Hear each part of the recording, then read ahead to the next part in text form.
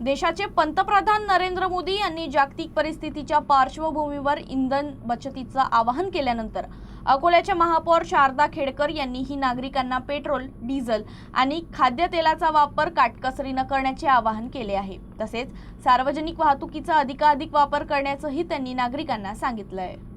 देशाचे प्रधानमंत्री नरेंद्र मोदी यांनी विश्वव्यापी संकटाला अनुसरून केलेल्या आवाहनाच्या अनुषंगाने अकोल्याचे प्रथम नागरिक म्हणून महापौर शारदा रणजित खेडकर यांनी 12 मे 2026 रोजी झालेल्या मनपाच्या सर्वसाधारण सभेमध्ये अकोला शहरातील नागरिकांना पेट्रोल, डिझेल आणि खाद्यतेलाचा वापर काटकसरीने करणे तसेच सार्वजनिक वाहतुकीचे वापर करण्याचे आवाहन केले आहे।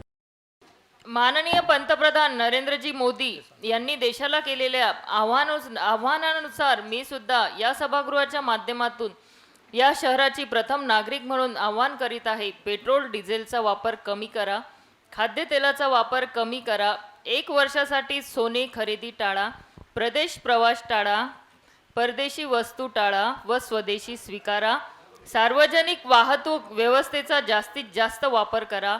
भारत देश प्रथम हा उद्देश डोळ्यासमोर ठेवून तसेच आर्थिक व्यवस्था बळकट करण्यासाठी व अधिक मजबूत भारतासाठी सर्व नागरिकांनी सदरच्या आवाहनाचा स्वीकार करून अंमलबजावणी करावी ही विनंती करते। धन्यवाद।